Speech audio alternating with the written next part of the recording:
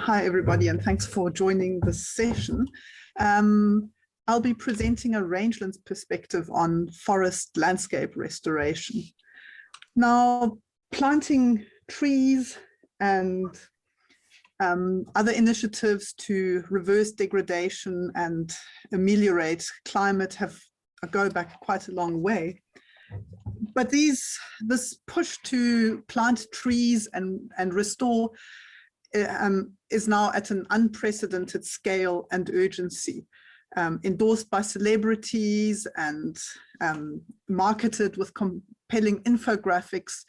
The Bond Challenge and other related initiatives are urging nations to pledge large tracts of land to meet a target of restoring 350 million hectares of forests and other lands by 2030. These are vast areas, and the impetus has grown stronger because more and more it is being argued that planting lots of trees and putting large areas under increased tree cover is an effective way to address climate change. And so this is being promoted with great urgency. So what I'm going to be talking about is what some of the implications of this are for the world's rangelands. Of course, my mouse isn't going to work. So on this map on the top left, you can see that rangelands cover roughly half the world's area, pretty much everything except for closed canopy forest. And that includes the world's drylands, which are areas of open vegetation too dry to support forest and are mainly used for pastoralism of some sort. But also, as you can see in the map on the bottom right, areas that have a climate wet enough to support forest, but which are often found in the form of grassland or savanna. And very often in landscape mosaics, such as this one shown in the photo on the top, in India, where forest and open grassy vegetation occur side by side, with the open grassy vegetation typically being maintained by fire or other disturbances. Now, these open ecosystems have a long history of being viewed as being anthropogenic and very often as being viewed as degraded. Whereas it is now well understood that these are natural, ancient ecosystems, rich in biodiversity, and with species of plants and animals adapted to these open conditions and very resilient to impacts such as fire and grazing. Now, the Atlas of Forest Landscape Restoration Opportunities, hosted by the World Resources Institute, takes a much dimmer view of these areas, as shown in this map. So these are the publicly available interactive maps that are intended to guide forest landscape restoration, which is the officially accepted framework that underpins the Bond Challenge and related initiatives. What you can see on this map in dark green are what are supposedly intact forests, in light green fragmented or managed forests, and in yellow and brown areas that are considered to be degraded or deforested. And these degraded and deforested areas are argued to deliver limited benefits to both humans and nature. Now, I imagine that most of your eyes will zoom in on some parts of this map that you are most familiar with. And next slide, please. In my case, that means having a closer look at Africa. And as you can see here in this inset, this is South Africa, and it's an area that's in the savanna biome with the well-known Kruger National Park. And if you look at this, you can see what some of the serious problems are with these maps. The Kruger Park is mapped almost entirely as being deforested and is offering opportunity for planting forest, when in actual fact, it is a savanna home to native wildlife and also used for rangelands. In actual fact, in much of Africa, in the non-forest biomes, we are not experiencing a loss of tree cover, but instead an increase of tree cover. much of this in the form of woody encroachment, which threatens rangeland productivity and biodiversity. And this is not just a phenomenon in Africa, but globally, where savannas and grasslands are experiencing increases in tree cover that have got significant impact. When zooming in on South America, we see yet another misleading aspect of these maps. Here in the middle of Brazil, you see a big area mapped as deforested and degraded, but these are in fact Brazil's savanna biome, the Cerrado, rich in biodiversity, naturally open, resilient and well adapted to fire, and used as rangelands, and very vulnerable to fire suppression, woody encroachment, and also threatened by transformation to croplands and plantations. So now, if we look at the world as a whole, we can see that these are vast areas. So in purple are the areas that are grassy biomes, grasslands or savannas, and in this pale pink are the areas that are mapped as forest restoration opportunity. And in the dark orange, you can see that there's significant overlap. So some 40% of areas that have been mapped as presenting opportunity to plant or restore forest are in fact grassy biomes. And when we zoom in on Africa, and you can see on the left-hand map these areas in dark red, these are very big areas. And if you look at the other three maps, these are the areas that are the hotspots of wildlife diversity. And on the far right, also the most significant areas for livestock production. Now, what is in store for all these areas that are supposed to be opportunities for forest restoration? If we look at the principles of forest landscape restoration, there doesn't seem to be much to worry about. We are urged to focus on landscapes, maintain and enhance natural ecosystems within landscapes, engage stakeholders and support participatory governance, tailor to the local context using a variety of approaches, restore multiple functions for multiple benefits, and manage adaptively for long-term resilience. Good principles, you can't really argue with them.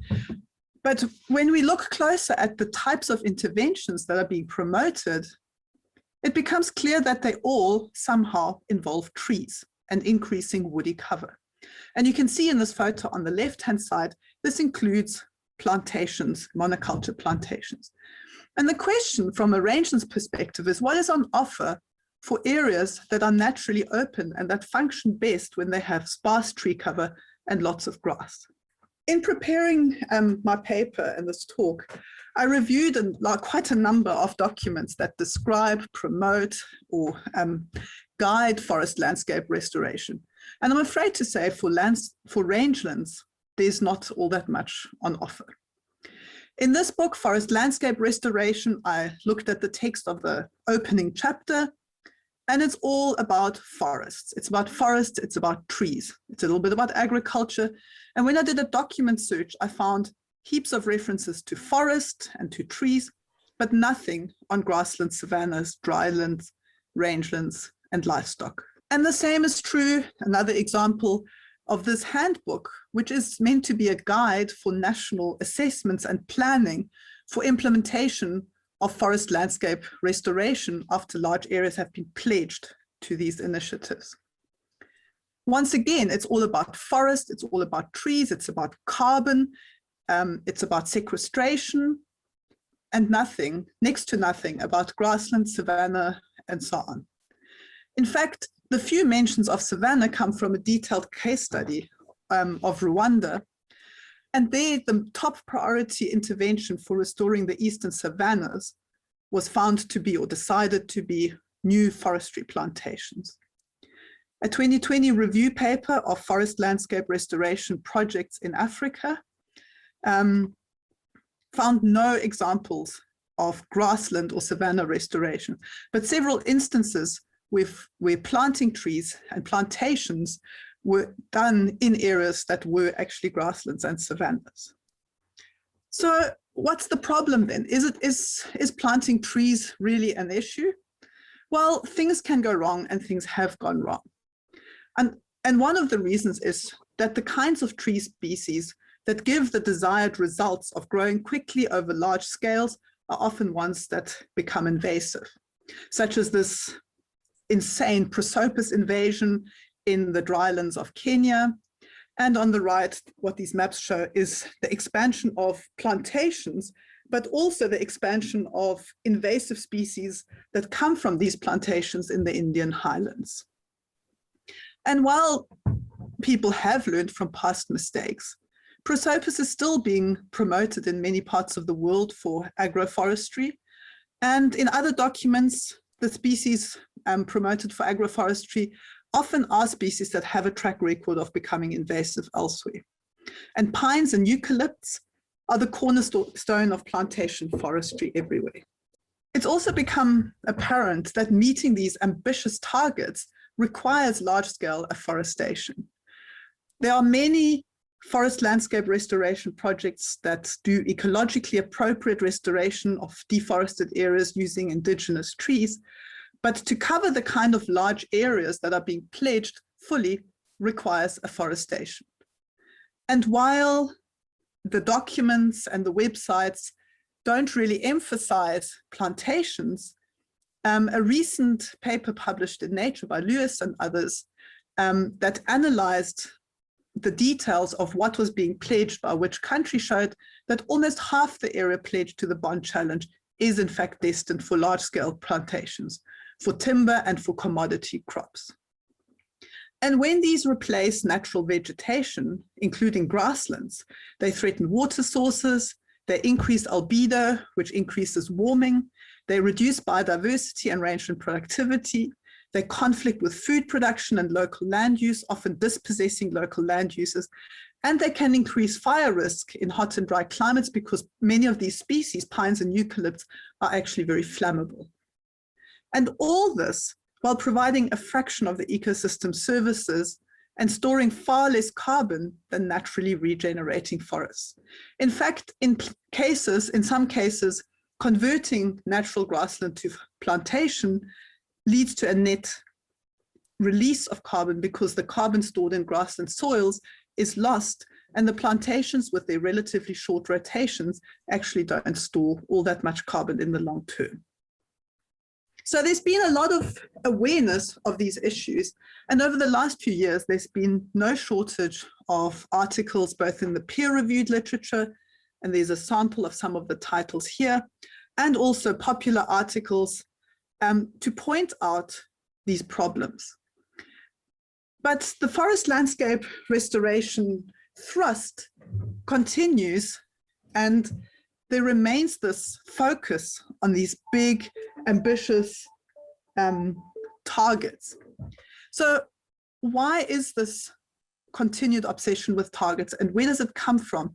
And what is the science that underpins it? When I looked into this, my attention was drawn to some really fascinating historical research that shows that a lot of this thinking has its roots in early colonial forestry.